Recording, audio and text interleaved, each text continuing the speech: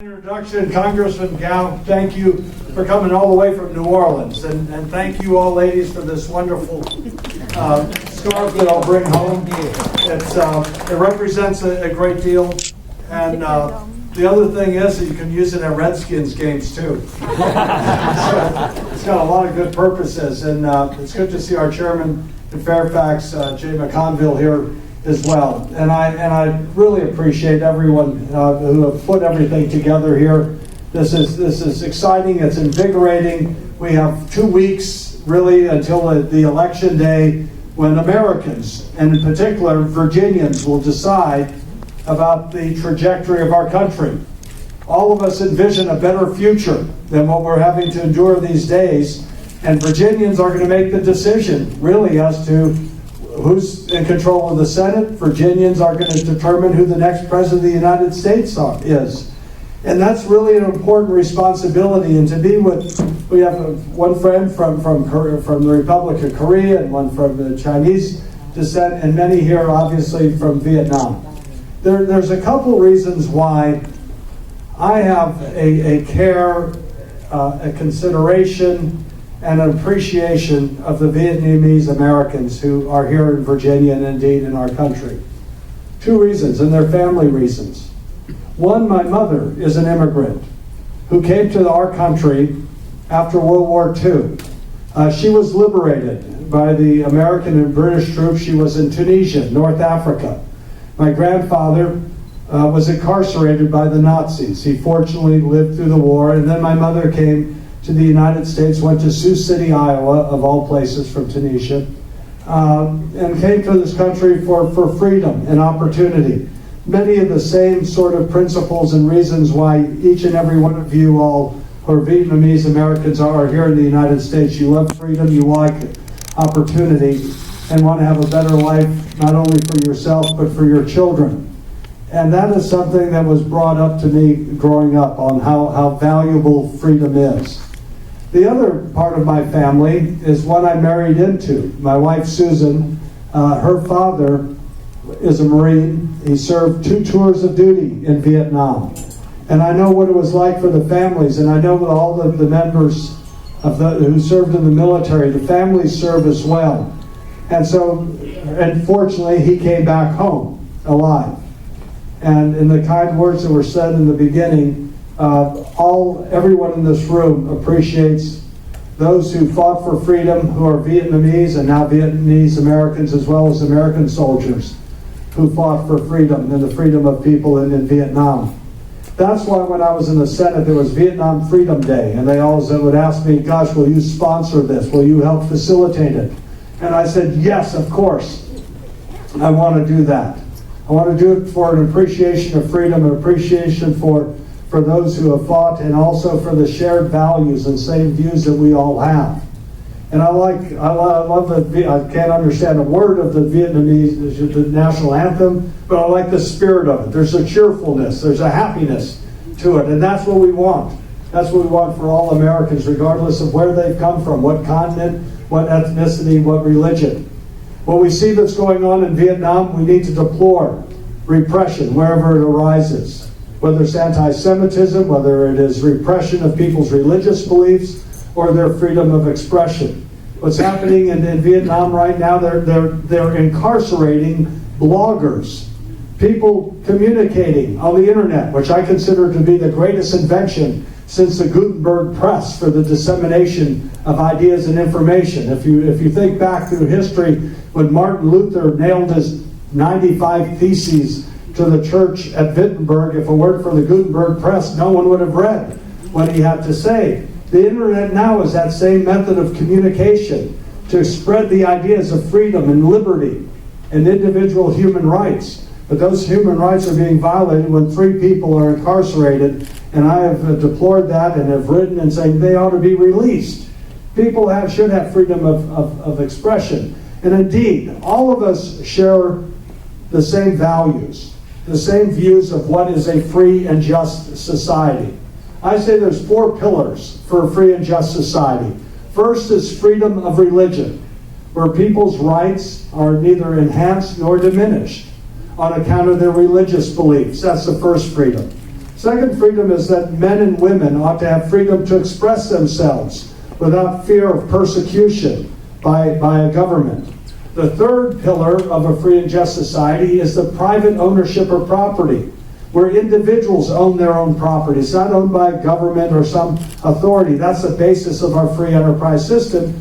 And the fourth pillar is the rule of law, where you have fair adjudication of disputes, and the government's there to protect our God-given rights. And however that is done anywhere in the world, where those four pillars of freedom and justice occur, people live longer, healthier, better lives. There's no better example than the Korean Peninsula.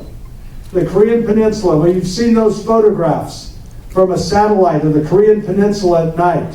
South Korea, it's all lit up. North Korea, there's a little light. That's a people that were divided by a totalitarian government to the north, freedom to the south. South Korea was once an impoverished, mountainous, agrarian area. It is now the 11th strongest economy in the world. And why? Because they have freedom. They have freedom, and young people, 4-year-olds in South Korea are 3 inches taller than their counterparts in North Korea. The infant mortality rate in South Korea is a fraction of what it is in North Korea. Of course, there's no internet in North Korea because only 20% of the people have electricity. They don't have refrigeration. So you get all those objective economic aspects, but people are living longer, healthier lives, and really the Korean Peninsula is the best example of that.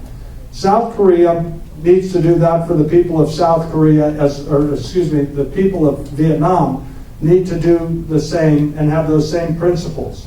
If they expect us to be having trade with them, normal relations, we need to have to see their actions, where they don't have persecution of Catholics, for example, the Montagnards, and people because of their religion, where people do have freedom of expression. If they want to get a strong economy, they ought to have a free enterprise system and private ownership of government, and they certainly ought not have a judicial system that is so arbitrary and doesn't follow the rule of law.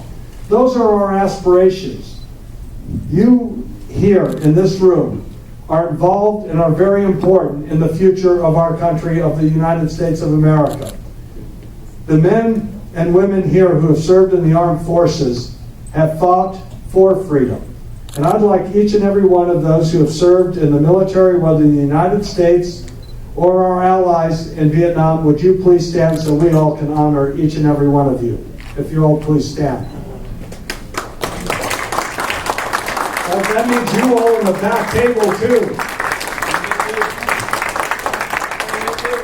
And you, that's right, you're still serving. Thank you all. Thank you, and thank your families. What joins us together is hoping and working for a better future for young people, for future generations. We share the same view that what we need to do is make sure that young people have a good education. In fact, what's your name, young man? Eric. Eric, this election's for you. And people of your age group, are you in college? No.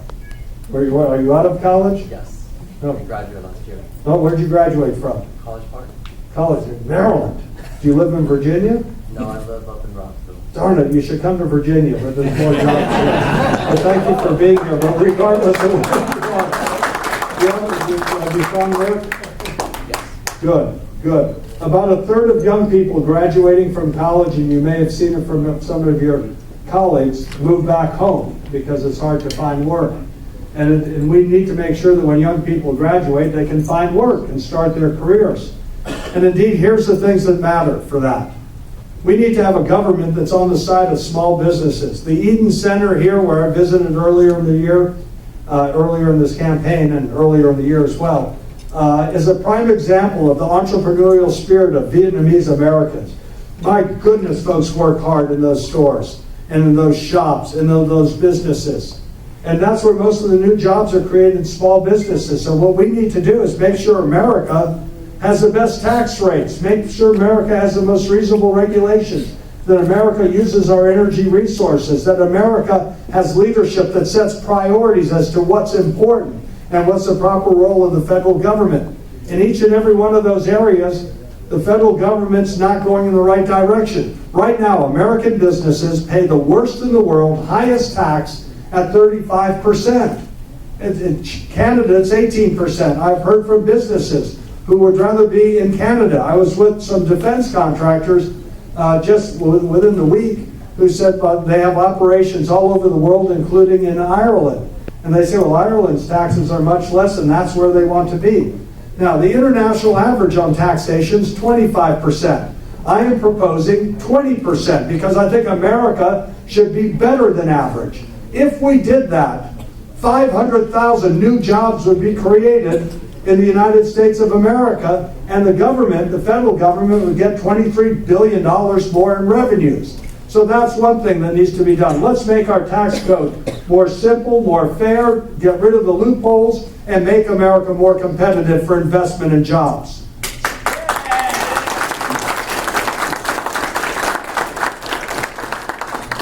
Secondly, regulations.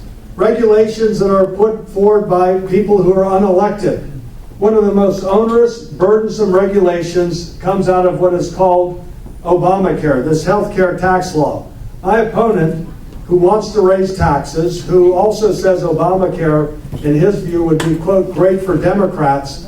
I haven't heard from seniors, healthcare professionals, small businesses. I haven't heard from many people who think it's going to be great for anybody, regardless of their political views. In fact, small businesses don't want to get over 50 employees because they're exempted. Those that are over 50 employees are talking about making their employees part-time, which makes it much more difficult for those employees to make ends meet. They'll have to find another job with it. And I want to be the 51st vote to repeal Obamacare, replace it with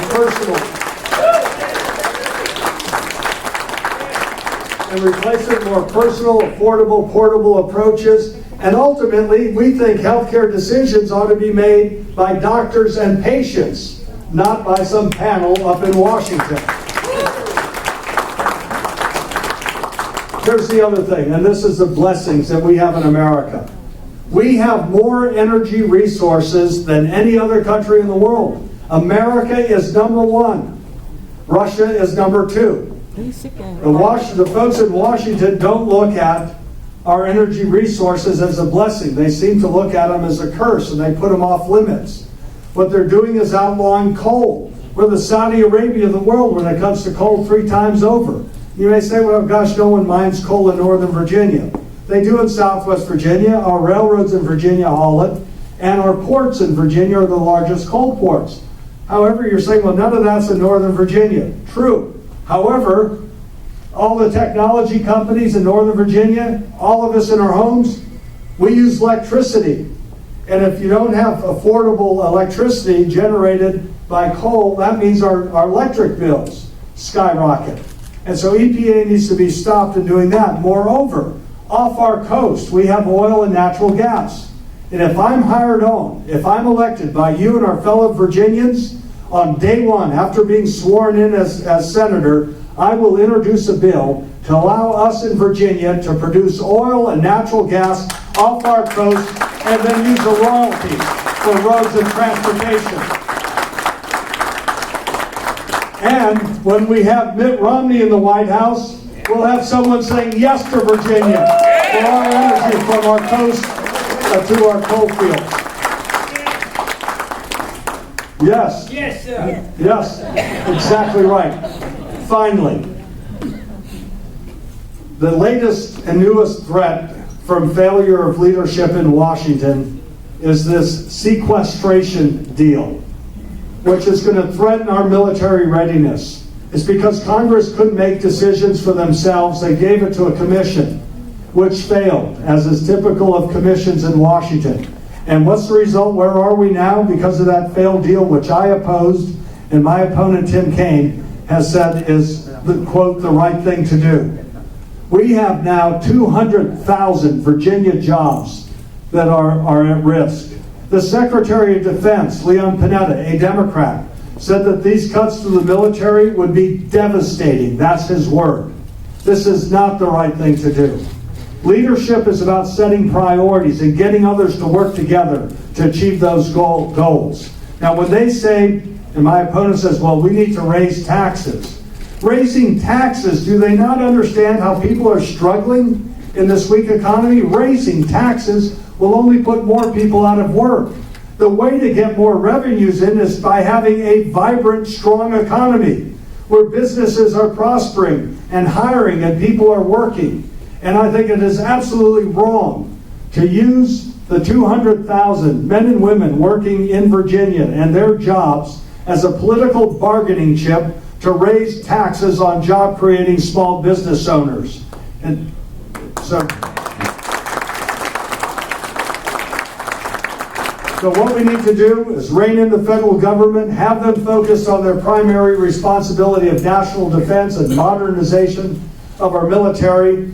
And the way to raise revenue is with a more simple, fair, competitive tax policy, productive energy policies, and a government that's more efficient, effective, and accountable than what we have right now. And in fact, what's going on in Washington is at the height, I think, unprecedented irresponsibility.